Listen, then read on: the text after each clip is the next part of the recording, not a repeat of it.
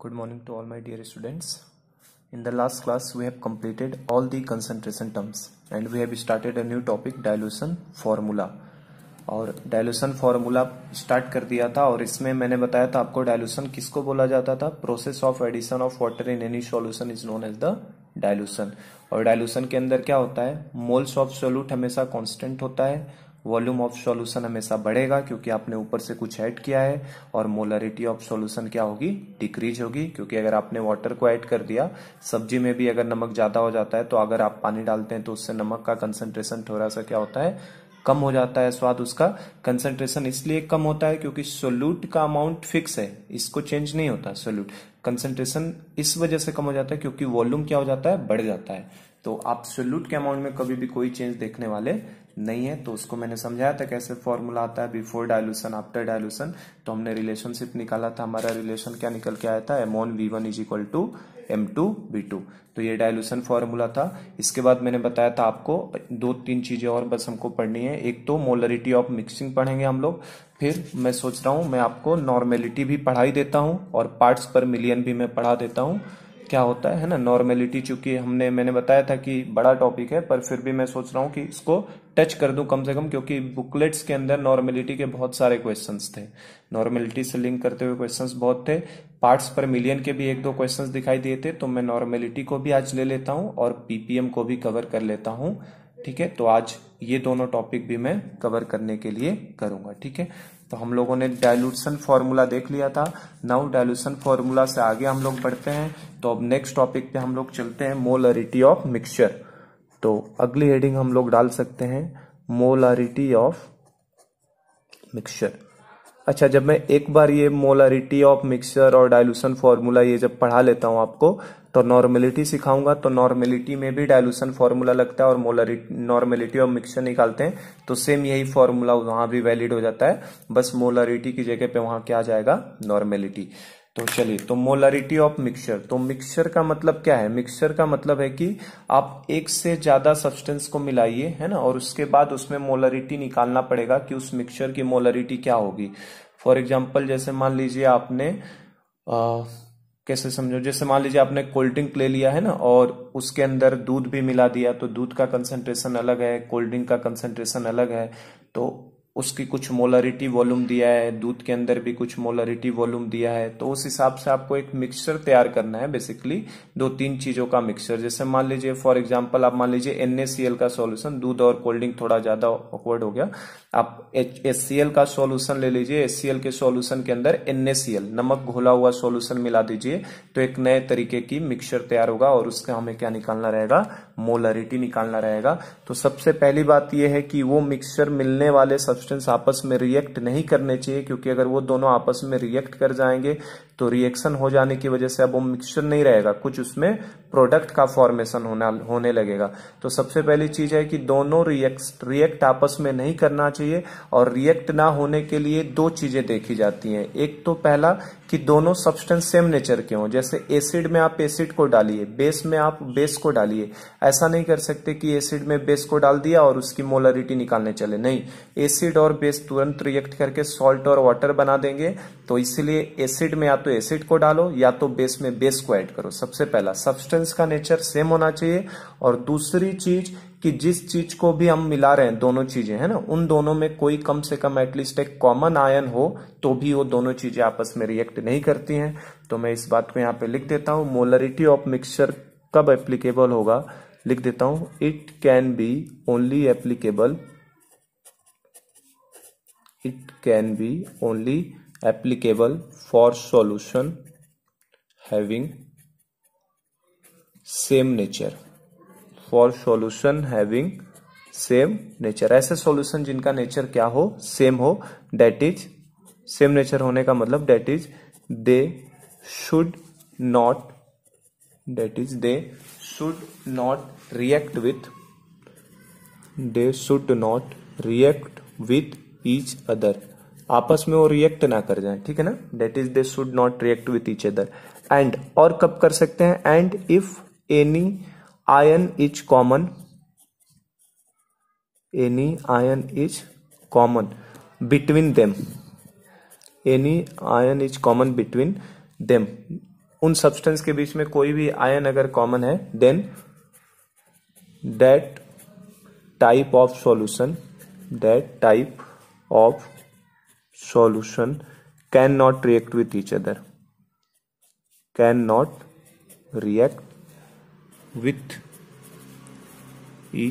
Other, तो ऐसा solution कभी भी आपस में रिएक्ट नहीं कर सकता। तो मोलरिटी ऑफ मिक्सचर किस तरीके के सॉल्यूशन के लिए डिफाइंड होगा? ऐसा सॉल्यूशन जो सेम नेचर के हो, मतलब जो आपस में रिएक्ट ना करे। एसिड है तो एसिड डालिए, बेस है तो बेस डालिए, ये नहीं एसिड और बेस एक साथ कर दिए। और if any ion is common between them, अगर कोई आयन उनके अंदर कॉमन है तब उस तरीके का सॉल्यूशन भी आपस में रिएक्ट नहीं करते हैं। जैसे एग्जाम्पल के तौर पे आप HCl सॉल्यूशन के अंदर आप H2SO4 को डाल सकते हैं, ठीक है। क्यों? क्योंकि HCl भी एसिड है, H2SO4 भी एसिड है, तो यहाँ एप्लीकेबल है। लेकिन अगर कोई बोले सर HCl प्लस NaOH कर दिया तो ये गलत है, ये आपका कभी भी पॉसिबल नहीं होगा। मोलरिटी ऑफ मिक्सचर नहीं निकाल पाओगे, क्योंकि यहाँ पे क्या बन जाएगा, सॉल्ट और वाटर रिएक्ट कर जाएंगे। इसी तरीके से कॉमन आयन का एक आध एग्जाम्पल बताऊं, जैसे NaCl सॉल्यूशन के अंदर आप MgCl2 डाल दो, तो देखो कम से कम एक क्लोराइड आयन क्या हो गया, कॉमन हो गया, तो ये दोनों भी रिएक्ट नहीं कर सकते हैं। इसी तरीके से कोई बेस ले लो, NaOH के अंदर BOH ट्वाइस को डाल दो, तो भी आपस में रिएक्ट नहीं करेंगे। तो मोलरिटी ऑफ मिक्सचर उन तरीके के सॉल्यूशंस के लिए डिफाइंड होगा जो आपस में रिएक्ट नहीं करते हैं।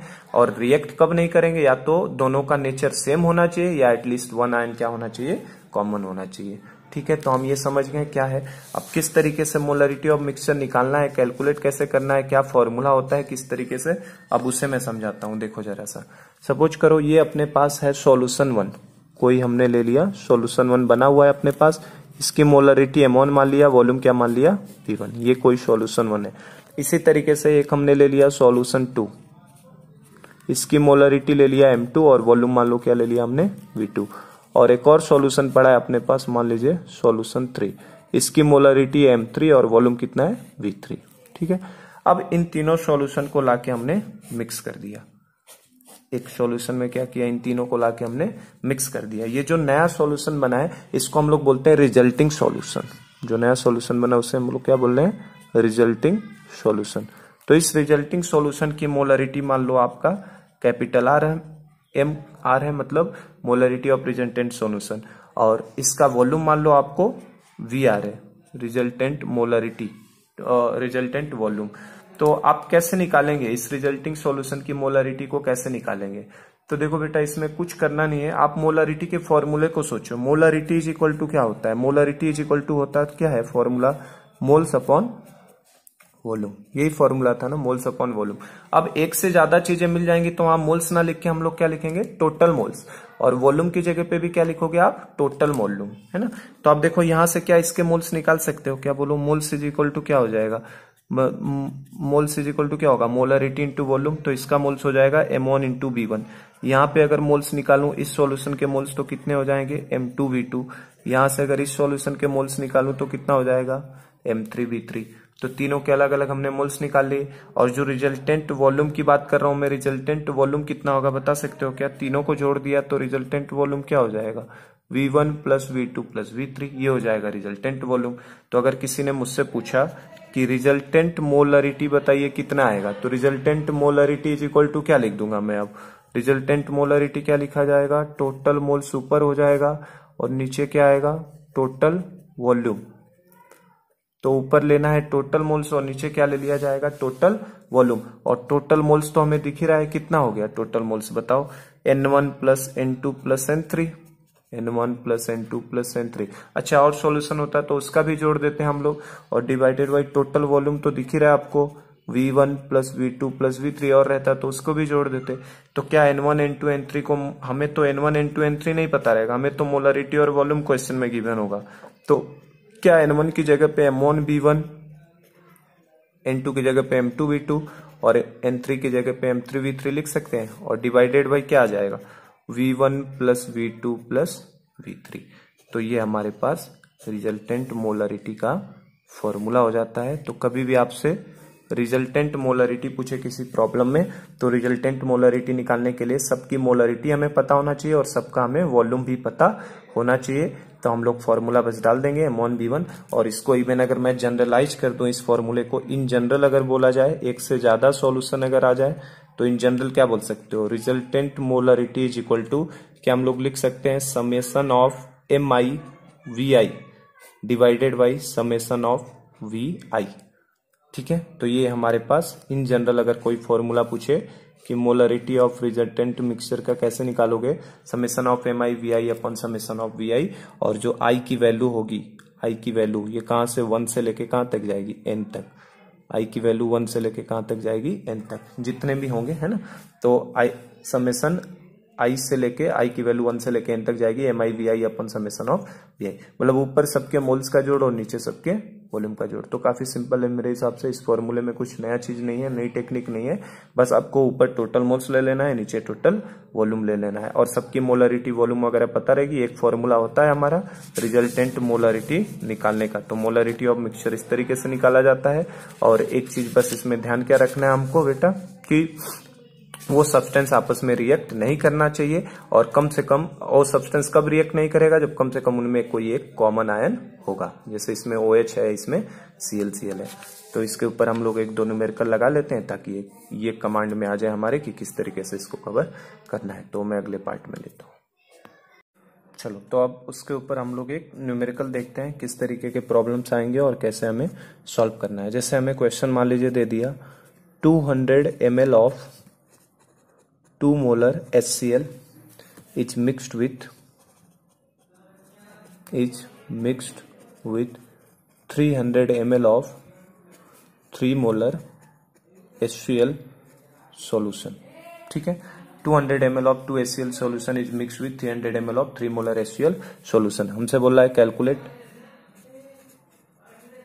कैलकुलेट पहला पार्ट है, क्या क्या कैलकुलेट करना है, मोलरिटी ऑफ रिजल्टेंट सॉल्यूशन। सबसे पहले क्या निकालो, molarity of resultant solution. Second पे निकालो concentration of H plus ion, और थर्ड आपसे मान लीजिए बोल रहा है concentration of Cl minus ion. ठीक है ना, तो ये 3 पार्ट्स हमें कैलकुलेट करना, अलग अलग आयंस का भी कंसंट्रेशन हमसे कैलकुलेट करवा सकता है। तो क्या करना है, कुछ नहीं करना है। देखो, ये एक सॉल्यूशन दिया है 200 ml of 2 molar HCl solution, और दूसरा क्या दिया है 300 ml of 3 molar HCl solution. तो यहां से अगर मैं देखूं, मान लो इसका मोलरिटी तो 3 हो जाएगा, और वॉल्यूम कितना हो जाएगा इसका 300 ml। और यहां से अगर इस सॉल्यूशन की देखूं तो मोलरिटी कितनी दिख रही है 2, और वॉल्यूम कितना दिख रहा है 200 ml। तो क्या हमको M1 पता है, 2 मोलर V1 भी पता है, जो दोनों चीजें मिक्स की जा रही हैं, इसका M2 भी पता है और V2 भी पता है। तो मोलरिटी ऑफ रिजल्टेंट सॉल्यूशन, अगर फर्स्ट पार्ट को देखो तो मोलरिटी ऑफ रिजल्टेंट सॉल्यूशन के लिए क्या फॉर्मूला लगा दोगे, M1V1 plus M2V2 upon V1 plus V2, बस इस फॉर्मूले में डाल दो। एकदम सिंपल होते हैं इसके सवाल, है ना, समझाने बताने वाले नहीं होते इतने। तो बस एक क्वेश्चन में दिखा देता हूँ, 2 × 200 प्लस आगे क्या लिखोगे, M2V2 के लिए क्या लिखोगे, 2 × 200 प्लस इसका कितना है मोलरिटी 3 है, इंटू वॉल्यूम कितना है 300, डिवाइडेड बाई नीचे क्या ले लोगे V1 प्लस V2, तो V1 कितना था 200 और V2 कितना था 300। तो ऊपर देखो ये 400 हो जाएगा, और ये 9 4 कितना हो जाएगा, ये 1300 ऊपर हो जाएगा, और नीचे 3 2 कितना 500। हाँ, कोई कहेगा सर ये लीटर में क्यों नहीं किया आपने, अगर वॉल्यूम बेटा ऊपर नीचे आ रहा है और ml में दिया है तो हम लोग ml में ही रख सकते हैं, लीटर में दिया होता तो सबको लीटर में रखो, या सब ml में है तो सबको ml में रखो, उससे कोई फर्क नहीं पड़ता। तो 13/5 आप कैलकुलेट करो तो कितना आएगा 10, तो 3 × 30 हो जाएगा, तो कितना हो जाएगा 2.6 मोलर। तो ये हमारे रिजल्टेंट सॉल्यूशन की क्या हो जाएगी, मोलरिटी। तो काफी सिंपल होता है ना सॉल्व करना, मेरे हिसाब से इसमें कोई मुश्किल नहीं है। चलो अब सेकंड पार्ट को देखो, सेकंड पार्ट क्या पूछा था, कंसंट्रेशन ऑफ इंडिविजुअल आयंस का पूछ रहा है, H प्लस का और Cl माइनस। हमें क्या क्या मिक्स किया, HCl में HCl ही मिक्स किया था ना, दोनों सेम तरीके के थे। तो आप सेकंड पार्ट के लिए पहले HCl को देखो, HCl टूटता कैसे है। तो HCl जो है एक तरीके का स्ट्रॉन्ग एसिड होता है, HCl कैसे टूटेगा बताओ, H प्लस और Cl माइनस में। तो देखो अगर 1 मोल HCl लिया जाता है, HCl का अगर 1 मोल लिया हमने, तो H प्लस के भी कितने मोल बनते हैं, 1 ही मोल बनता है, और क्लोराइड आयन के भी कितने मोल बनते हैं, 1 ही मोल बनते हैं। तो अगर इसके 1 मोल से 1 मोल बनते हैं इनके, है ना, तो अगर HCl का कंसंट्रेशन अगर हमारे पास कितना दिया है, इसका कंसंट्रेशन मान लो C लिख देते हैं, फिर इसे खाली कर दो। अगर ये कंसंट्रेशन ये फाइनली जब डिसोसिएट होगा तो इसका अमाउंट कितना हो जाएगा 0, और ये 1 मोल से 1 मोल बनता था तो C से इसका भी C बनेगा और Cl माइनस का भी कितना बनेगा, C बनेगा। तो चूंकि C की वैल्यू हमें क्वेश्चन में कैलकुलेट कर ली हमने, रिजल्टेंट सॉल्यूशन है ना HCl अब दोनों से आने वाला है, H प्लस यहां से भी आएगा और H प्लस यहां से भी आएगा। तो देखो H प्लस आयन का कंसंट्रेशन, फाइनल HCl का कंसंट्रेशन कितना हो चुका है 2.6, तो इस H प्लस का भी कंसंट्रेशन कितना आएगा 2.6, और क्लोराइड आयन का भी कंसंट्रेशन कितना हो जाएगा 2.6। तो ये हमारे लिए आंसर हो जाएगा, ठीक है ना, सिंपल होता है। सॉल्ट को तोड़ दो, अगर मान लो ये 1:2 में टूटा होता तो Cl का कंसंट्रेशन क्या हो जाता है, इस वैल्यू का डबल हो जाता है। अब फाइनल HCl का कंसंट्रेशन कितना हो चुका है 2.6, ना ही अब वो 2 मोलर रहा है ना ही वो 3 मोलर रहा है, अब वो फाइनली कितना हो चुका है 2.6।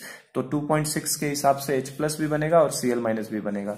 एक और प्रॉब्लम मैं ले लेता हूं जिसमें सॉल्ट का ये रेशियो चेंज करता हूं टूटने वाला। अगर 1:1 सब में मौजूद है तो जो उस सॉल्ट का या एसिड का या बेस का कंसंट्रेशन होगा वही सभी का होगा, उसके अंदर के सारे आयंस का वही कंसंट्रेशन होगा।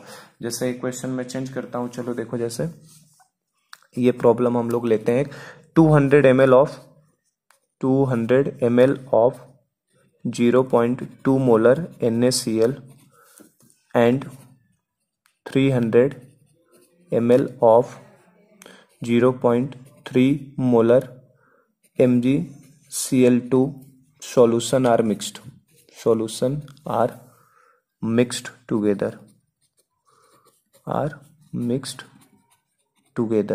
कह रहा है हमसे calculate concentration of each ion, calculate concentration of each ion. Her ion का क्या कैलकुलेट करिए, concentration of each ion. Her ion के कंसंट्रेशन को कैलकुलेट करिए कि हर आयन का कंसंट्रेशन कितना होगा, किस तरीके से होगा। और इवन हमसे चाहे तो रिजल्टेंट सॉल्यूशन का भी पूछ सकता था, तो रिजल्टेंट तो खैर ये दोनों आपस में रिएक्ट ही नहीं करते, है ना। तो इसमें क्वेश्चन क्या बना, हर आयन का कंसंट्रेशन निकालिए। तो देखो ऐसे क्या करो, 200 ml 0.2 मोलर क्या दिया है NaCl, तो यहीं पे देखो NaCl का NaCl कैसे टूटेगा, NaCl टूटेगा हमारा Na प्लस और Cl माइनस में, ठीक है ना, Na प्लस और Cl माइनस में। तो Na प्लस का कंसंट्रेशन और Cl माइनस का कंसंट्रेशन क्या होगा, किस तरीके से होगा, है ना। तो आप देख सकते हो वॉल्यूम यहाँ पे 200 ml है और इसके अंदर देखो 300 ml 0.3 मोलर MgCl2 को भी मिक्स किया गया है, ठीक है ना। तो अगर इन दोनों को मिक्स कर दिया है हमने तो क्या ये 0.2 रहेगा, वॉल्यूम बदल जाएगा ना हमारा। देखो तो कंसंट्रेशन ऑफ Na प्लस कैसे लिखोगे, concentration of Na plus is equal to, क्या इससे Na प्लस आएगा कहीं, नहीं, Na प्लस केवल किससे आएगा NaCl से। तो Na प्लस से आएगा तो इसके अंदर Na प्लस का आयन किससे मिलने वाला है, NaCl से। तो क्या इसकी मोलरिटी हमें मालूम है, मोलरिटी 0.2 इंटू वॉल्यूम कितना है 200, तो ये हो जाएगा। प्लस दूसरे किसी से देखो इससे कहीं Na प्लस आएगा नहीं, तो उधर से कितना लिख दूंगा मैं 0। वही फॉर्मूला लगा रहा हूं जो मोलरिटी ऑफ मिक्सिंग का ये फॉर्मूला था ना, M1V1 plus M2V2 upon B1 plus B2। तो हमको तो फाइनली Na प्लस देखना है ना, तो Na प्लस ऊपर लेंगे M1V1 plus M2V2 upon B1 plus B2। तो अब M1 तो हो गया 0.2, B1 कितना हो गया 200। अब M2 कितना लेंगे, तो अब चूंकि MgCl2 के अंदर कहीं Na प्लस है क्या, नहीं है, तो हम लोग यहाँ से कोई भी चीज लेने की जरूरत नहीं है, तो उसका कितना रख दिया मैंने 0, क्योंकि वहां से Na प्लस नहीं आने वाला। डिवाइडेड बाई नीचे क्या लेंगे V1 प्लस V2, तो V1 कितना है 200 और V2 कितना है 300। समझे क्या किया मैंने, है ना। वॉल्यूम तो दोनों का जुड़ जाएगा ना, मोल्स Na प्लस के आयंस केवल और केवल कहां से आने वाले, NaCl से आने वाले, MgCl2 से कोई Na प्लस का आयंस नहीं आएगा, तो उसका कितना रख देंगे 0। तो ये 0.2 इंटू 200 डिवाइडेड बाई 200 प्लस 500, तो कितना हो जाएगा 0.2 इंटू 200 डिवाइडेड बाई 500। तो ये 0 से 0 कट कर लो, तो ये 0.4/5, या इसको करोगे तो आप 0.4 हो जाएगा ना, तो ये 0.08 मोलर हो जाएगा इसका कंसंट्रेशन Na प्लस का, ठीक है। ये Na प्लस का निकाल दिया। अब Cl माइनस का निकालना है तो कैसे निकालोगे, Cl माइनस का चलो यहाँ निकालते हैं। देखो कंसंट्रेशन ऑफ Cl माइनस, तो कंसंट्रेशन ऑफ Cl माइनस कैसे निकालोगे, तो Cl माइनस के लिए देखो Cl माइनस कहाँ से, यहाँ से आ रहा है, और दूसरा वाला सॉल्ट को भी यहाँ पे मैं लिख देता हूँ, क्या दिया है 300 ml 0.3 मोलर MgCl2 दिया है, ठीक है ना। तो MgCl2 कैसे टूटेगा, MgCl2 will be dissociated into Mg+2 plus 2Cl minus के अंदर। तो अब अगर Cl माइनस का निकालने चलोगे तो Cl माइनस देखो, Cl माइनस यहां से भी आ रहा था अब, और Cl माइनस यहां से भी आ रहा है, दोनों जगह से Cl माइनस आ रहा है, मतलब अब दोनों में लेना पड़ेगा, है ना। तो देखो M1V1 लेंगे, M1V1 तो M1 कितना हो जाएगा 0.2 इंटू V1 कितना हो जाएगा 200 प्लस M2V2, M2 कितना लोगे 0.3 इंटू V2 कितना लोगे 300, ठीक है। तो ये किसका, ये कंसेंट्रेशन 0.2 इंटू 200 तो यहां से आया था। देखो जो NaCl का मोल्स कितना होगा, मोलरिटी इंटू वॉल्यूम, वही क्लोराइड आयन का होगा। और यहाँ पे अगर लेने चलोगे MgCl2 के मोल्स तो क्या करोगे, मोलरिटी है 0.3 इंटू वॉल्यूम कितना है 300, तो 0.3 इंटू 300 ये किसका कंसेंट्रेशन होगा MgCl2। लेकिन एक मोल MgCl2 यहां से अब जो मैं रिलेशन समझा रहा था वो देखो, एक मोल MgCl2 क्लोराइड आयन के कितने मोल दे रहा है 2 मोल, एक मोल MgCl2 में कितने मोल क्लोराइड आयन है 2 मोल। तो जो इसका होगा इसका कितना लिखते बताओ, इसका M2V2 लिखते कि नहीं मोल्स के बारे में, मोल्स इज इक्वल टू क्या होता है मोलरिटी इंटू वॉल्यूम, तो ये हमारे लिए V2 हो जाता और ये क्या हो जाता है M2।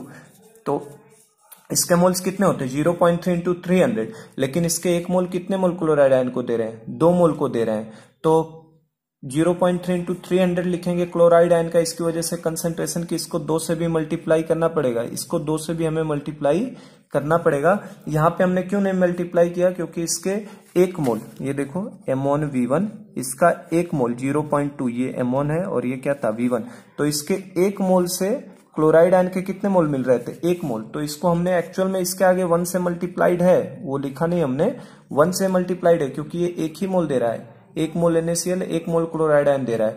और यहाँ पे MgCl2 का देखो 1 मोल MgCl2 कितने मोल क्लोराइड आयन दे रहा है 2 मोल, तो हमें क्या करना पड़ेगा, जो क्लोराइड आयन का कंसेंट्रेशन आएगा उसको डबल भी करना, मतलब MgCl2 का जो कंसेंट्रेशन आएगा उसका डबल करना पड़ेगा, क्योंकि ये डबल क्लोराइड आयन देने वाला है।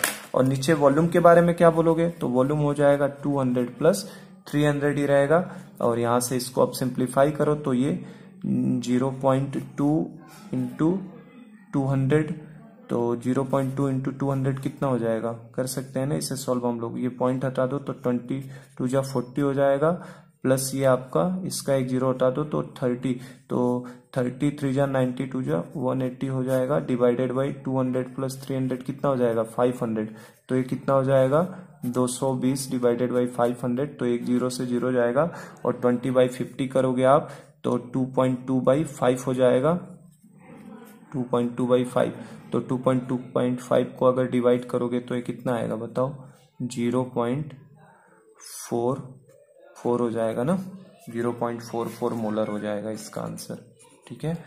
तो ये ध्यान से समझना इस चीज को मैंने कैसे किया था, अगर कोई कॉमन आयन मिल जाता है ना तो उसका देखना पड़ता है कोएफिशिएंट कितना, अगर कोएफिशिएंट 2 था यहाँ पे तो इसका मतलब इसका 1 मोल इसके क्लोराइड आयन के 2 मोल रखता है, तो जो भी इसकी मोलरिटी M2V2 निकल के आएगी उसमें 2 से मल्टीप्लाई करना पड़ेगा।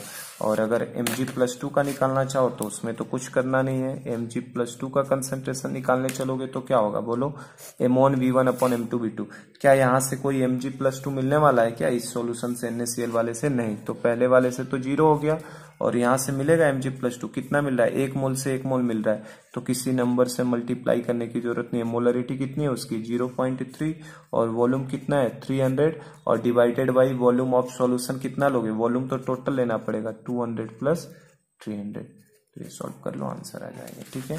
तो ये क्वेश्चन में थोड़ा ध्यान रखने वाला है किस तरीके से कॉमन आयन का आता है। एक और बड़ा सा प्रॉब्लम मैं कॉमन आयन का करवा देता हूँ, वहां काफी अच्छे से इस चीज को और हम लोग समझ सकते हैं, वो अगले पार्ट में लेता हूँ।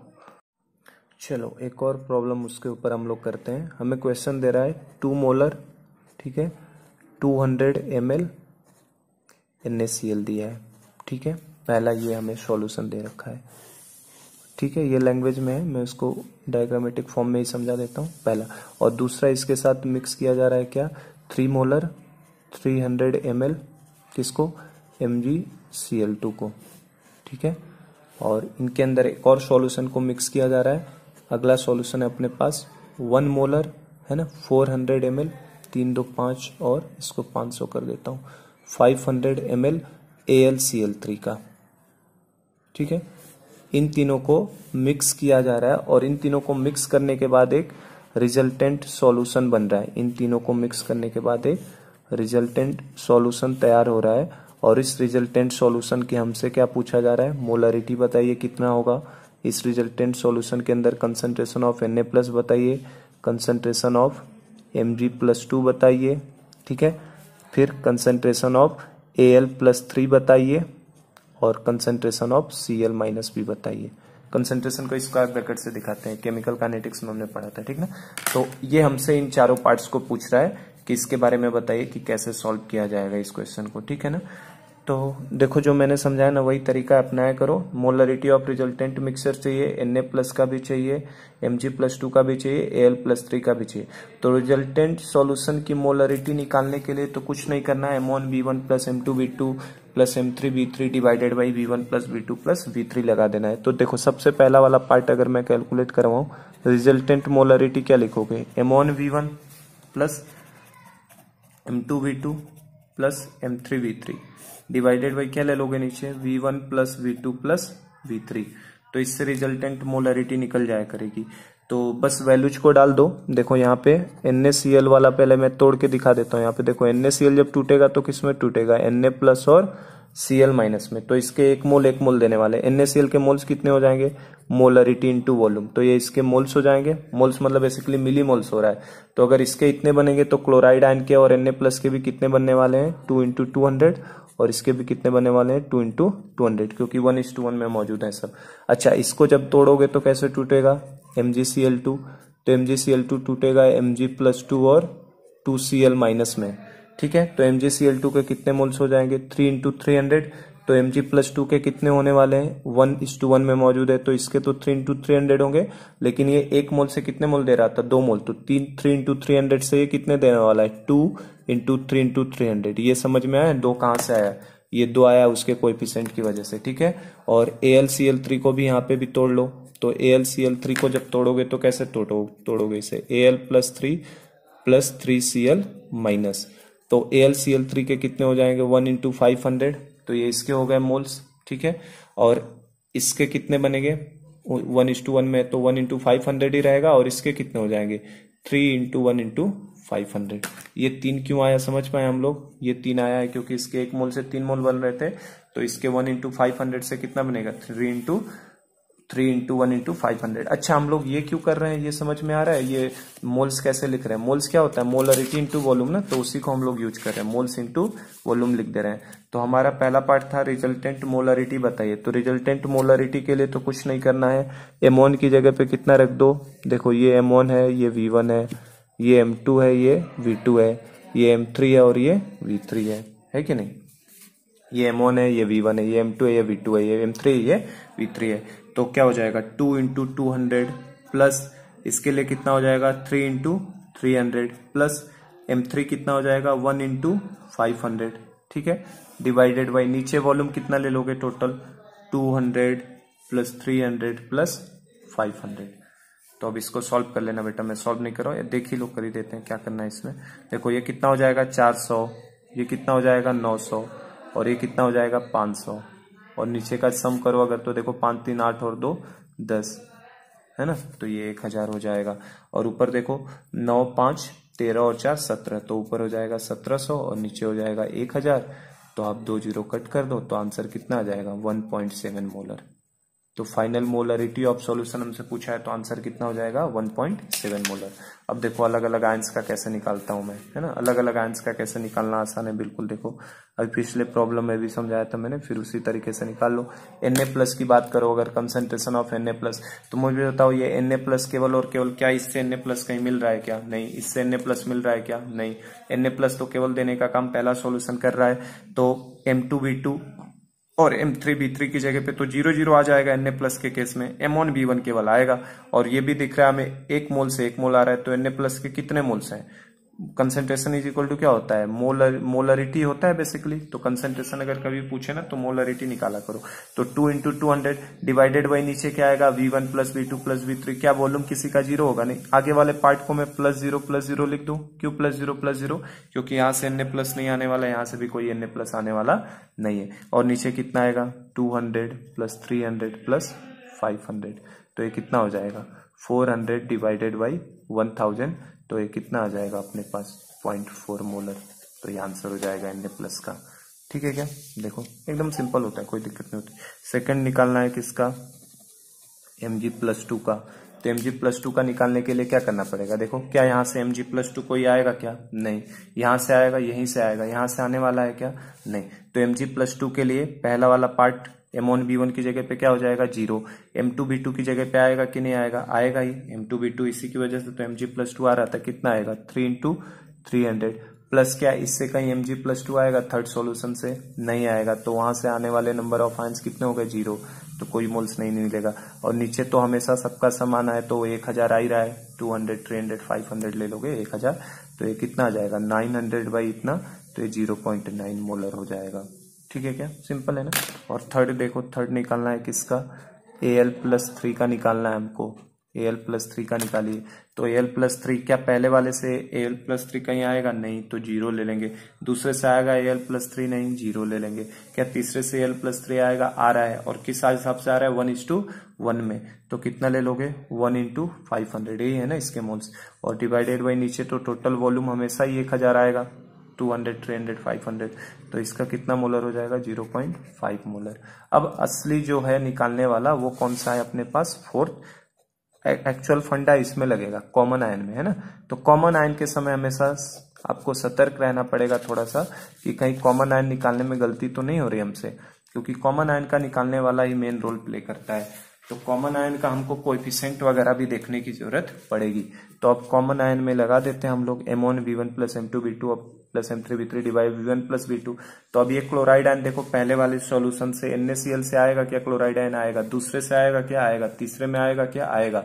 तो पहले से क्लोराइड आयन कितना आएगा 2 × 200 ही आएगा, क्योंकि 1 मोल से 1 मोल आ रहा था, तो कितना आ गया पहले वाले से 2 × 200 प्लस दूसरे वाले से देखा जाए क्लोराइड आयन कितना आएगा, इसमें आ रहा है क्लोराइड आयन आ रहा है, इसके 1 मोल से क्लोराइड के 2 मोल बन रहे थे, तो 3 × 300 से कितना बनेगा 2 × 3 × 300, तो ये आ गया दूसरे की वजह से 2 × 3 × कितना था 300, तो ये आ गया दूसरे की वजह से।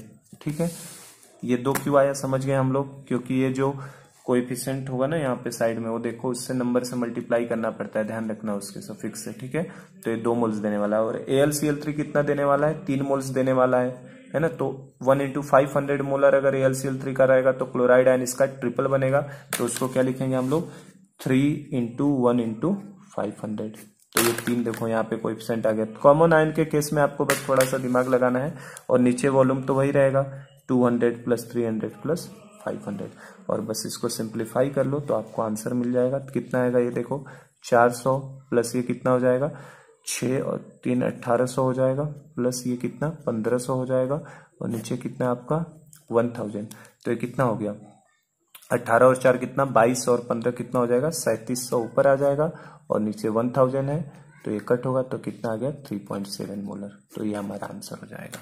ठीक है ना। तो बस कॉमन आयन के केस में थोड़ा सा ध्यान रखना, बाकी इंडिविजुअल किसी आयंस का पूछेगा ना, तो बस देख लिया करो कि किस हिसाब से वो कंसंट्रेशन उसका दिखाई दे रहा है हमें। जो सॉल्ट का कंसंट्रेशन होगा वो कॉमन आयन का, एक जो आयन इंडिविजुअली निकालना होगा उनका वही कंसंट्रेशन बन जाता है, लेकिन जब किसी कॉमन आयन का पूछेगा तो उसका कोएफिशिएंट को भी हमें ध्यान रखना पड़ता है। तो ये प्रॉब्लम भी हम लोग आसानी से सॉल्व कर सकते हैं। ठीक है, इस प्रॉब्लम का अगर मैं एक्सटेंशन करवा दूं, ये आपके लिए होमवर्क रहेगा। इसी प्रॉब्लम में जैसे अगर मैंने बोल दिया if in the above solution 1 liter of water is added, 1 liter of water is added, then calculate concentration of each ion। ठीक है, तो ये प्रॉब्लम मैं आपके लिए होमवर्क के तौर पे देता हूँ। आपको क्वेश्चन दे रहा है कि अगर इस ऊपर वाले सॉल्यूशन में, जो ये सॉल्यूशन हमने 3 चीजों का बनाया है, इस सॉल्यूशन के अंदर वो कह रहा है कि अगर हमने 1 लीटर पानी को ऐड कर दिया तो सारे कंसंट्रेशन फिर से निकालिए, क्या होगा। अच्छा बताओ क्या होने वाला है अगर 1 लीटर वाटर को ऐड कर दिया जाए इसके अंदर, तो क्या 1 लीटर वाटर जाने के बाद किसी के आयन के कंसंट्रेशन में कोई चेंज करने वाला है क्या। आयन का जो कंसंट्रेशन ऊपर आता है मोल्स के अंदर, ये कभी भी चेंज होने वाला, ऊपर वाले मोल्स कभी भी चेंज होने वाले नहीं है। ये 1 लीटर वाटर करेगा क्या जाके, 1 लीटर जाके, इसका मतलब बेसिकली हो गया मिक्सिंग विथ डाइल्यूशन। इस प्रॉब्लम का मीनिंग क्या हो गया, मिक्सिंग विथ डाइल्यूशन। मिक्सिंग तो कर ही रहे थे हम लोग, अब उसको अब हमने क्या कर दिया, डाइल्यूट भी कर दिया है। तो डाइल्यूशन करने से क्या केवल चेंज होगा, क्या चेंज हो जाएगा, वॉल्यूम चेंज हो जाएगा, बाकी मोल्स के अंदर कोई भी चेंज होने वाला नहीं है। तो आपके ऊपर के सारे डेटा सबके अंदर सेम रहेंगे, ऊपर कोई भी चीज चेंज होने वाला नहीं है। नीचे जो आपका वॉल्यूम 1000 हो रहा था ना, 1000 1000 1000 1000, अब ये नया वाला वॉल्यूम कितना हो जाएगा, 1000 पहले से था और 1 लीटर और आपने पानी ऐड कर दिया, मतलब आपने कितने लीटर पानी कर दिए, 2 लीटर कर दिए हैं। तो आपने मोल उसका वॉल्यूम बढ़ा दिया है, मतलब डायलूशन कर दिया है। तो अब नीचे वॉल्यूम जैसे 200 प्लस 300 प्लस 500 प्लस अब इसमें क्या आने लगेगा 1000 प्लस यहाँ भी 1000 प्लस यहाँ भी 1000, सब में मतलब एक्चुअल में क्या हो गया, 1 लीटर पहले था, अब कितना हो गया सॉल्यूशन 2 लीटर। तो सारे कंसंट्रेशन वैल्यू क्या हो जाएंगे, पहले के आधे, मतलब इसका आंसर होने लगेगा 0.85, है ना। इसका आंसर हो जाएगा 0.2, इसका हो जाएगा 0.45, इसका हो जाएगा 0.25 और इसका भी आधा कर देंगे, है ना। तो इस तरीके से सारे कंसंट्रेशन वैल्यू पहले के क्या हो जाएंगे, हाफ हो जाएंगे। तो इस तरीके से मोलरिटी ऑफ मिक्सिंग के सवालों को हम लोग कर सकते हैं, ठीक है। तो आई थिंक मेरे हिसाब से क्लियर हो गया होगा किस तरीके से करना है। और एक और छोटा सा मैं प्रॉब्लम ले लेता हूँ आपको, अगर अभी भी लग रहा है कि कैसे निकालना है हम लोग कोएफिशिएंट का, एक और प्रॉब्लम मैं इसके ऊपर दिखा देता हूँ, फिर हम लोग नॉर्मेलिटी टॉपिक में आ जाएंगे। ठीक है, अगले पार्ट में करता हूँ। चलो, तो एक और लास्ट प्रॉब्लम हम लोग कर लेते हैं इस टॉपिक के ऊपर। How many ml of 0.5 molar BaOH twice should be mixed with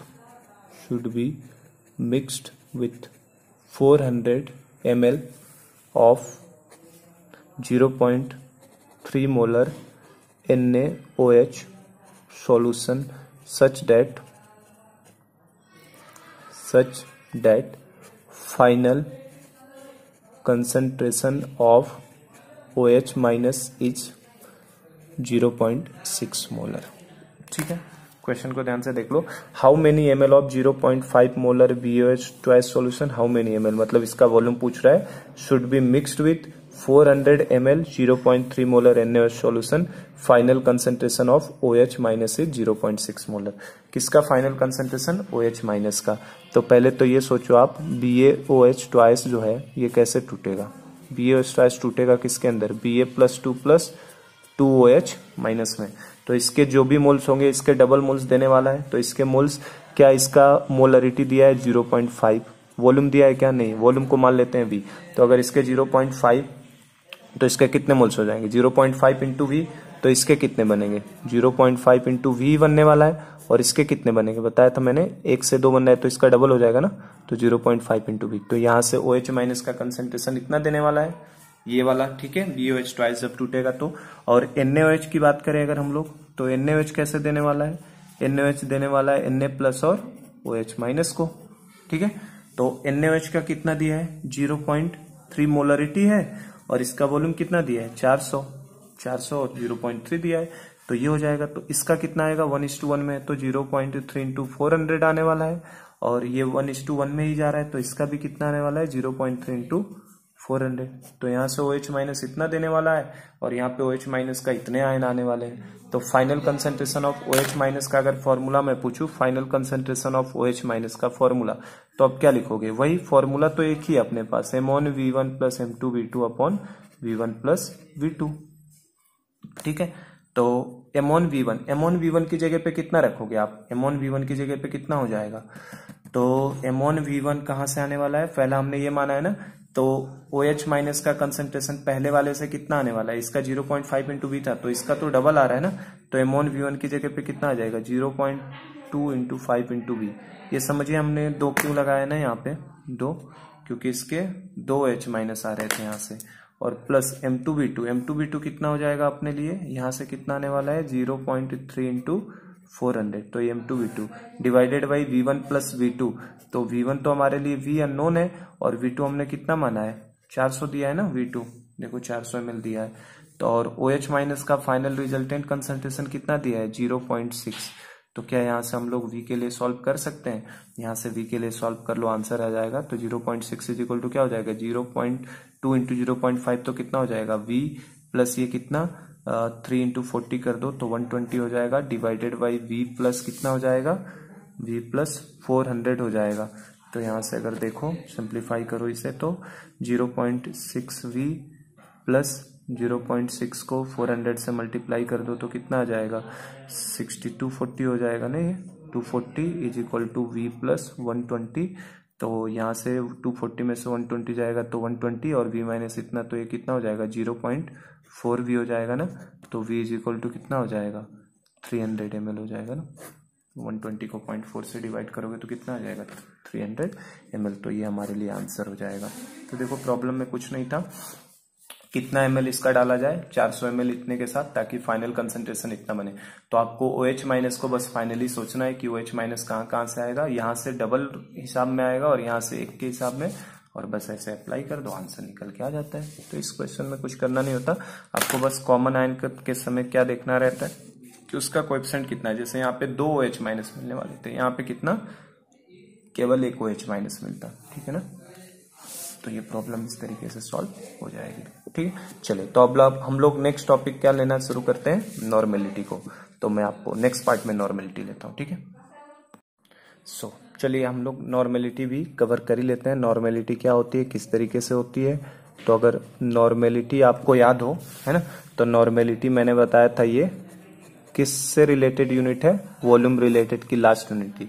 volume related में पहले %V/V देखा था हमने, फिर %W/V देखा था, फिर हमने मोलारिटी देखा था, और चौथी जो यूनिट थी उसका नाम क्या था, नॉर्मेलिटी। तो ये ग्रुप ए का वॉल्यूम रिलेटेड यूनिट है।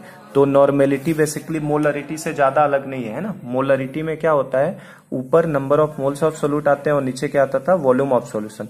नॉर्मेलिटी में एक नया टर्म आने लगता है जिसको हम लोग बोलते हैं इक्विवेलेंट। तो ऊपर नंबर ऑफ मोल्स की बजाय क्या आने लगता है, नंबर ऑफ इक्विवेलेंट, और नीचे तो वॉल्यूम ऑफ सॉल्यूशन ही आता है। अगर मैं ऐसे बताऊं, मोलरिटी देखो, मोलरिटी इज इक्वल टू क्या पढ़ते हो, मोल्स अपॉन वॉल्यूम पढ़ते हो ना, इन लीटर पढ़ा था हमने।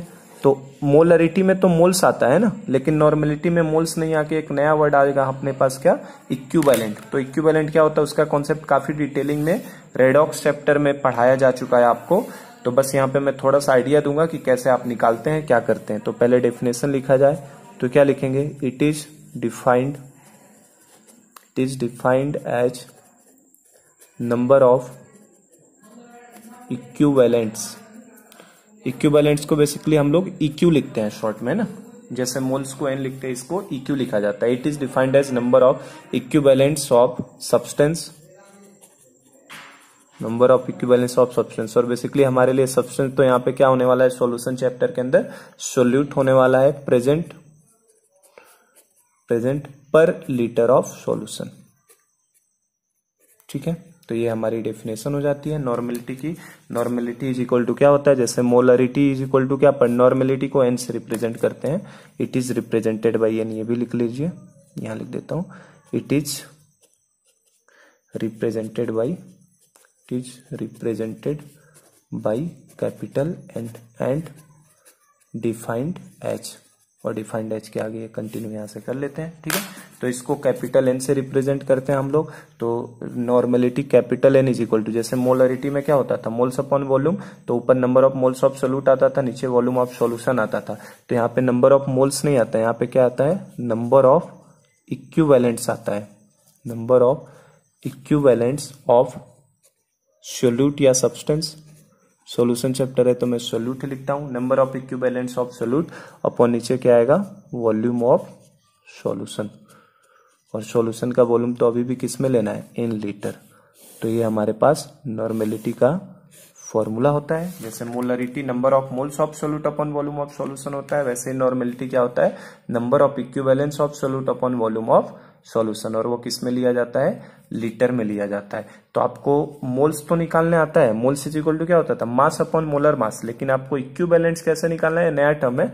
तो ये मैं बता रहा हूं आपको, नया टर्म क्या है, आपने पढ़ा ही है रेडॉक्स में, निकालते कैसे हैं। यहाँ पे अगर नंबर ऑफ मोल्स निकालना होता था तो मास अपॉन मोलर मास होता है, यहाँ पे number of equivalents is equal to होता है, number of equivalents is equal to, ऊपर तो अभी भी मास ही आता है, जो भी मास होगा गिवन मास अपॉन मोल्स निकालना होता है तो नीचे क्या आता है, मोलर मास। यहाँ पे मोलर मास ना आके नया टर्म आता है क्या, इक्विवेलेंट मास। नीचे क्या आता है, इक्विवेलेंट मास। और इक्विवेलेंट मास आपको काफी अच्छे से सिखाया जाता है। गिवन मास को हम लोग W से रिप्रेजेंट कर देते हैं और इक्विवेलेंट मास को हम लोग कैपिटल E से रिप्रेजेंट कर देते हैं। और इक्विवेलेंट मास कैसे निकालते हैं तो ये आपने सीखा होगा, है ना। इक्विवेलेंट मास कैसे निकाला जाता है, इक्विवेलेंट मास मतलब कैपिटल E। तो इक्विवेलेंट मास कुछ नहीं होता, जैसे मोलर मास होता है ना, उस मोलर मास को यहाँ पे देखो, अगर मोल्स निकालना होता है तो क्या लिखे होते हैं, मास अपॉन मोलर मास। तो यहाँ मोलर मास ना के क्या आ जाता है, इक्विवेलेंट मास। और इक्विवेलेंट मास कैसे निकाला जाता है, तो इक्विवेलेंट मास भी कुछ नहीं, मोलर मास जो होता है, मोलर मास डिवाइडेड बाई क्या आ जाता है, एन फैक्टर। और रेडॉक्स अगर आपने पढ़ा है तो एन फैक्टर आपको खूब डिटेलिंग में सिखाया जाता है, किसी सब्सटेंस का एन फैक्टर कैसे निकाला जाता है, ठीक है ना। तो equivalent mass is equal to हो जाता है molar mass of solute divided by n factor को बेसिकली हम लोग एन से रिप्रेजेंट इस तरीके से कर देते हैं कोट्स में। तो अगर मैं यहाँ से अब इक्विवेलेंट मास की जगह पे क्या molar mass upon n factor यहाँ पे डाल सकते हैं।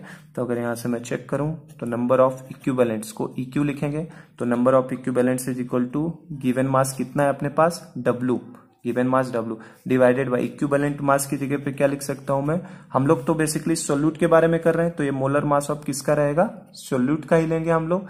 और डिवाइडेड बाय क्या आ रहा है, n factor, divided by n factor. तो एन फैक्टर कहां चला जाएगा, ऊपर। तो number of equivalent is equal to क्या हो जाएगा यहां से हमारे लिए, तो number of equivalent is equal to हो जाएगा W upon molar mass of solute, ठीक है, इंटू एन फैक्टर। तो आप अगर इसे ध्यान से देखें तो क्या W upon molar mass of solute, mass upon molar mass ही हो गया ना, तो मास अपॉन मोलर मास को ही तो मोल्स ऑफ सोल्यूट बोलते थे हम लोग। तो क्या यहां से एक चीज समझ में आ गई कि नंबर ऑफ इक्विवेलेंस जो होता है वो किसके बराबर होता है, मोल्स इंटू एन फैक्टर के, किसके बराबर होता है, मोल्स इंटू एन फैक्टर। तो आप जो यहाँ पे number of equivalent of solute लिखा है ना, तो उसकी जगह पे हम लोग क्या ले लिया करेंगे, मोल्स ले लेंगे और उस सोल्यूट का क्या मल्टीप्लाई कर दिया करेंगे, एन फैक्टर। तो मोल्स इंटू एन फैक्टर के बराबर हो गया। और अभी हमने नॉर्मेलिटी का फॉर्मूला भी देखा था, नॉर्मेलिटी इज इक्वल टू क्या था, ऊपर था नंबर ऑफ इक्विवेलेंस और नीचे क्या आ रहा था, नीचे आ रहा था वॉल्यूम ऑफ सॉल्यूशन। तो यहां से अगर नंबर ऑफ इक्विवेलेंस का फॉर्मूला देखोगे तो number of equivalence is equal to क्या आ जाएगा, नॉर्मेलिटी इंटू वॉल्यूम। और ये वॉल्यूम किस में लेना है, इन लीटर। तो ये देखो दो फॉर्मूला हो जाते हैं जो काफी इंपॉर्टेंट है।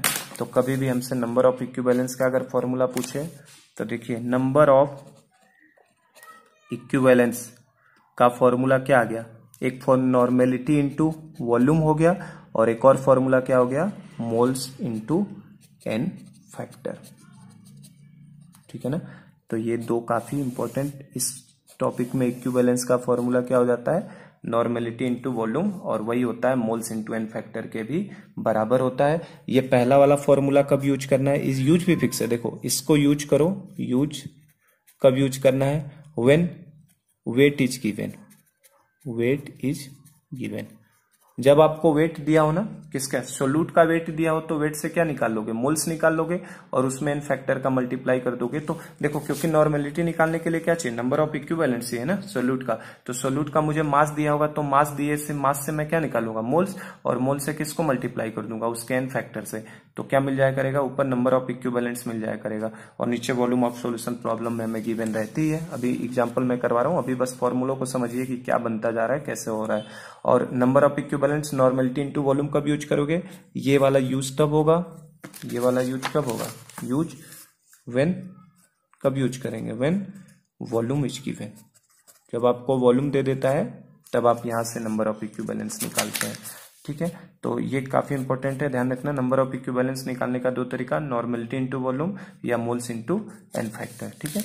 अब यहीं से अगर आगे बढ़ा जाए थोड़ा सा, कि इक्विवेलेंट का फॉर्मूला तो मैंने आपको बता दिया, इक्विवेलेंट इज इक्वल टू क्या आएगा, नॉर्मेलिटी इंटू वॉल्यूम, और ये वॉल्यूम किस में रहता है, इन लीटर रहेगा, ठीक है ना। अब देखोगे कभी कभी है ना, मिली इक्विवेलेंट MEQ लिखा हुआ मिलेगा आपको। MEQ का मतलब क्या होता है, MUQ का मतलब होगा, कभी भी लिखा हुआ मिले तो इसका मतलब होता है मिली इक्विवेलेंट, मिली इक्विवेलेंट। और मिली इक्विवेलेंट का मतलब क्या हो जाएगा, उसका भी मतलब वही रहेगा नॉर्मेलिटी। जैसे देखो मोल्स इज इक्वल टू पढ़ा था ना हमने मोलरिटी इंटू वॉल्यूम, वैसे इक्विवेलेंट इज इक्वल टू क्या होता है नॉर्मेलिटी इंटू वॉल्यूम। और जैसे मिली मोल्स पढ़ा था हमने मोलरिटी इंटू वॉल्यूम, तो वैसे ही है milliequivalent is equal to normality into volume, लेकिन यहाँ पे वॉल्यूम अब किस में ले लोगे, ml में ले लोगे, ठीक है ना। तो ये चीज का भी ध्यान रखना।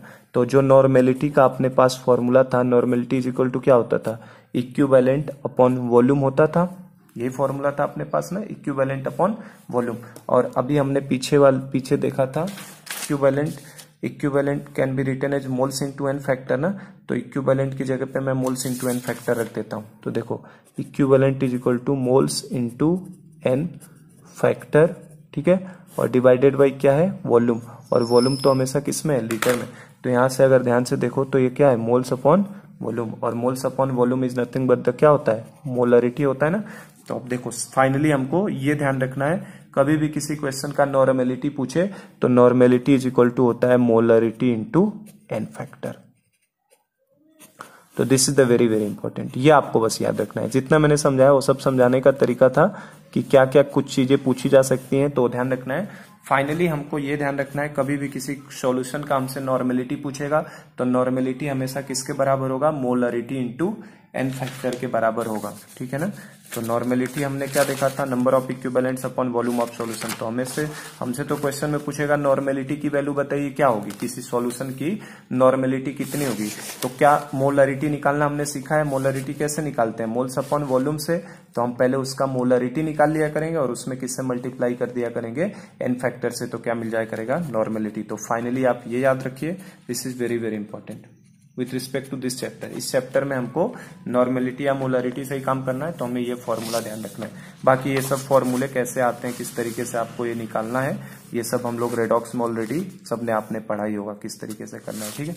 फाइनली जो मुझे बताना था, मेन चीज ये बतानी थी कि नॉर्मेलिटी जो होती है वो क्या होती है, मोलरिटी इंटू एन फैक्टर होता है, ठीक है। मोलरिटी को एन फैक्टर से मल्टीप्लाई कर देते हैं। अब एन फैक्टर कैसे होता है, किस तरीके से निकाला जाता है, किसके लिए, इसी में कर लेते हैं। देखिए एन फैक्टर के बारे में अब थोड़ी सी बात कर लूं मैं, एन फैक्टर क्या है, किस तरीके से होता है। देखो एन फैक्टर तो काफी डिटेलिंग में पढ़ाया जाता है और पढ़ा भी होगा आपने।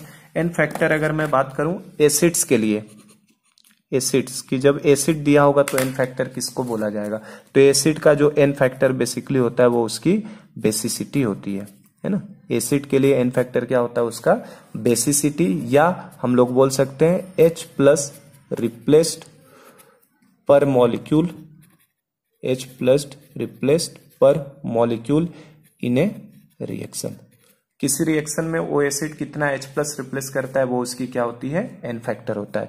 बेस के लिए बात करोगे तो बेस का एन फैक्टर क्या होता है, बेसिस के लिए, तो बेस के लिए जो एन फैक्टर होता है वो उसकी क्या होती है, एसिडिटी। बेस के लिए एन फैक्टर उनका क्या होता है, एसिडिटी, या हम लोग बोल सकते हैं कि OH माइनस रिप्लेस्ड, कितना OH माइनस रिप्लेस कर रहा है, या हम ये भी बोल सकते हैं H प्लस गेंड पर मॉलिक्यूल इन रिएक्शन। किसी रिएक्शन में उसने कितना H प्लस गेन किया या कितना OH माइनस को रिप्लेस किया, वो उसकी बेस की होती है। और सॉल्ट के बारे में जब बात किया जाए कि सॉल्ट का कैसे एन फैक्टर निकालते हैं, तो सॉल्ट का एन फैक्टर होता है टोटल केटाइनिक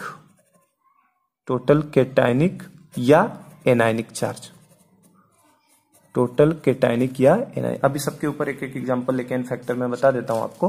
वैसे एन फैक्टर आपने पढ़ा है, डिटेलिंग में काफी होती है, 2-3 दिन तो इसी को पढ़ाने में लगता है, पर यहाँ बस मैं जो काम की चीजें वो बता रहा हूँ, फाइनल रिजल्ट हमको ध्यान रखना है। और किसी रेडॉक्स के लिए, अगर रेडॉक्स रिएक्शन है तो रेडॉक्स के अंदर एन फैक्टर क्या होता है, एन फैक्टर होता है नंबर ऑफ इलेक्ट्रॉन एक्सचेंज्ड पर मॉलिक्यूल ऑफ स्पीसीज, कि वो कितने नंबर ऑफ इलेक्ट्रॉन को एक्सचेंज करता है, ठीक है ना। तो ये होता है। अब इसके ऊपर एग्जांपल मैं अगले पार्ट में ले लेता हूं यहीं से। चलो तो जैसे एग्जांपल देखते हैं थोड़ा, कि एग्जांपल कैसे हमें एसिड का सर बेसिसिटी कैसे, एसिडिटी कैसे, ये सब पता करना है। जैसे आपको मान लो HCl एसिड दे दिया, तो HCl एसिड में अगर बात की जाए इसकी बेसिसिटी कितनी है, तो जितना H प्लस से दे सकता है ना वो उसकी बेसिसिटी कहलाती है, या H प्लस रिप्लेस पर मॉलिक्यूल इन रिएक्शन। किसी रिएक्शन में कितना H प्लस रिप्लेस कर सकता है, तो केवल एक ही कर सकता है ना, तो इसका एन फैक्टर कितना बोला जाएगा, 1 बोला जाएगा। इसी तरीके से जैसे मान लो आपको H2SO4 दे दिया, तो H2SO4 का जो है कितनी है, 2 दिख रहा है ना, तो इसकी बेसिसिटी 2 है। लेकिन ये रिएक्शन के अंदर मतलब इसका एन फैक्टर जो है ना 1 भी हो सकता है और 2 भी हो सकता है, 1 भी हो सकता है 2 भी। ये रिएक्शन के अंदर चाहे तो एक ही H प्लस रिप्लेस पर रिएक्शन इन ए मॉलिक्यूल, ठीक है ना, एक भी H प्लस रिप्लेस कर सकता है या दोनों कर सकता है। तो अगर किसी प्रॉब्लम में नहीं गिवन है कि क्या रिएक्शन है क्या नहीं, आपको केवल दिया H2SO4, तो आप हमेशा उसका एन फैक्टर कितना लेके चलेंगे, 2।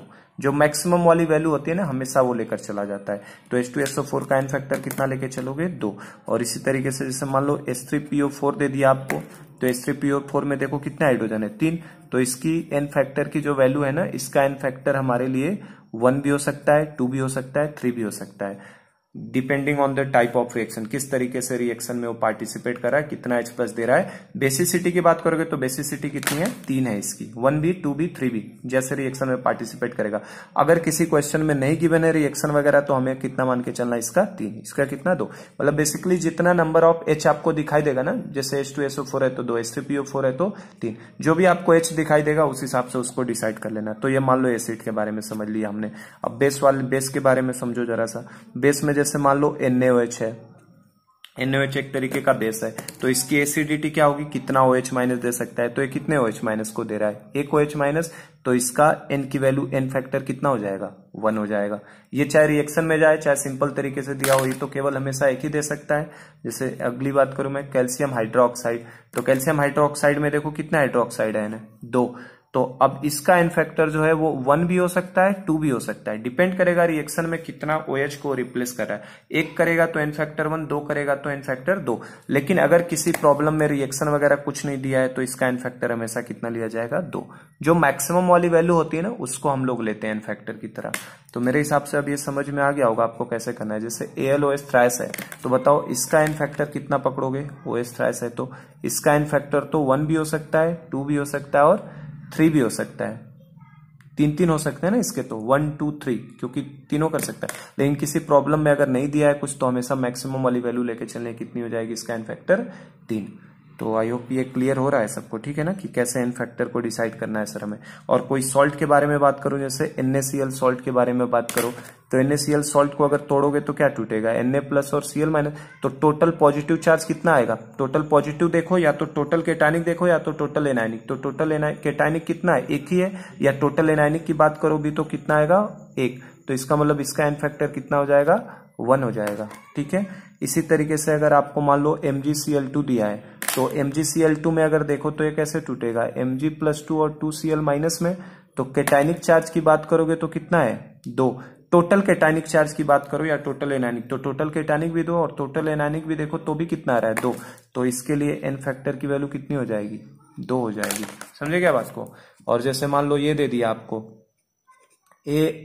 Al2SO4 का थ्राइस, अगर मान लो ये सॉल्ट दे दिया, अब सर इसका क्या होगा एन फैक्टर, कुछ नहीं, इसमें भी क्या देखना है, इसको तोड़ोगे तो क्या टूटेगा, 2Al+3 और +3SO4 के ऊपर 2 माइनस, तो टोटल एनायनिक या केटायनिक चार्ज को देखो, तो टोटल 2 3 जा कितना हो जाएगा, 6, पॉजिटिव चार्ज भी 6 है, और 3 2 जा कितना हो जाएगा, 6। मतलब टोटल केटायनिक चार्ज देखो या एनायनिक चार्ज देखो तो इसकी वैल्यू कितनी आ रही है, 6 आ रही है ना, तो इसका एन फैक्टर 6 होगा। सॉल्ट का तो सिंपल होता है, देखो कोएफिशिएंट मल्टीप्लाई कर दो, 1 × 1 कितना हो जाएगा, 1। इसके में देखो 1 × 2 करोगे तो कितना आएगा, 2। यहाँ पे देखो 2 × 3 करोगे तो कितना आएगा, 6। तो सॉल्ट का निकालना और आसान होता है, जो भी दिखाई दे उस तरीके से हम लोग कोएफिशिएंट को बस सफिक्स को मल्टीप्लाई कर दो। और एक मैं अगर ये बताऊं रेडॉक्स वाला तो खैर काफी कॉम्प्लेक्स होता है, ये पूरा रेडॉक्स रिएक्शन से करना होता है। एक मैं केवल आपको जरूर यहाँ पे समझाऊंगा H2O2 का एन फैक्टर। तो देखो 2H2O2 जो होता है, 2H2O2 डिसोसिएट होता है किसके अंदर, 2H2O प्लस O2 के अंदर, ठीक है ना। 2H2O2 कैसे डिसोसिएट होता है, 2H2O प्लस O2 के अंदर, है ना, हाइड्रोजन पेरोक्साइड अनस्टेबल। इसके ऊपर हम लोग पढ़ने वाले हैं आगे अभी, है ना, वॉल्यूम स्ट्रेंथ ऑफ H2O2 पढ़ेंगे हम लोग इसी चैप्टर के अंदर। तो आप देखो H2O2 में यहाँ पे अगर देखा जाए तो ऑक्सीजन का ऑक्सीडेशन नंबर कितना होता है, आपको पता होगा -1 होता है, कितना होता है, -1। और जब O2 के अंदर जा रहा है तो ऑक्सीडेशन नंबर कितना हो जाएगा 0, क्योंकि फ्री स्टेट में जा चुका है ना। और 2H2O के अंदर जाओगे तो कितना आएगा -2। तो अगर मैं पूछूं चेंज कितने का दिख रहा है, देखो -1 से एक बार 0 गया है और एक बार इसी -1 से किस में जा रहा है 0 में। तो अगर -1 से 0 में पहले वाले में पूछूं मैं -1 से -2 का अगर चेंज हो रहा है तो कितने का चेंज बोलोगे, -1 से -2 का चेंज होने का मतलब कितने का चेंज है 1 का चेंज है। लेकिन कितने एटम है ऑक्सीजन के, 2 एटम है। तो जो n फैक्टर होता है हमने पढ़ा ये नंबर ऑफ इलेक्ट्रॉन एक्सचेंज पर मॉलिक्यूल, ठीक ना। तो ये कितना हो जाएगा, देखो इसके 2 मोल से तो 2 मोल बन रहे हैं तो मोल मोल तो कट गया, मतलब इसके 1 मोल से 1 ही मोल बनने वाला है। तो -1 से -2 में जाने का मतलब कितने का चेंज है 1 का, लेकिन 2 एटम है तो इसका n फैक्टर कितना हो जाएगा 1 × 2 = कितना ले लेंगे 2 ले लेंगे। और यहाँ पे भी देखो -1 से किस में जा रहा है ये 0 में, -1 से किस में जा रहा है 0 में। तो -1 से 0 में जाने का भी मतलब कितने का चेंज है और कितने हैं 2, तो इसका भी n फैक्टर कितना हो जाएगा 2 हो जाएगा। तो चाहे H2O2 ऑक्सीडाइज हो या H2O2 जैसे यहाँ ऑक्सीडाइज हो रहा है या रिड्यूस हो रहा है, ऑक्सीडाइज हो या रिड्यूस हो, इसका n फैक्टर हमेशा कितना आता है 2 आता है। तो ये ध्यान रखिएगा, है ना। रेडॉक्स वाले की खैर इसमें जरूरत नहीं पड़ेगी हमको, रेडॉक्स वाला नहीं मिलेगा, सॉल्ट वाला भी बहुत कम मिलेगा, लेकिन हाँ ये एसिड वाले और बेस वाले तो हमें सबसे ज्यादा मिलेंगे। तो यहाँ से n फैक्टर हम लोग कैलकुलेट करेंगे, ठीक है ना। और इसके ऊपर न्यूमेरिकल प्रॉब्लम्स को भी मैं आज ले लेता हूँ ताकि नॉर्मेलिटी वाला टॉपिक हमारा कंप्लीट हो जाए, ठीक है। अगले पार्ट में लेता हूँ।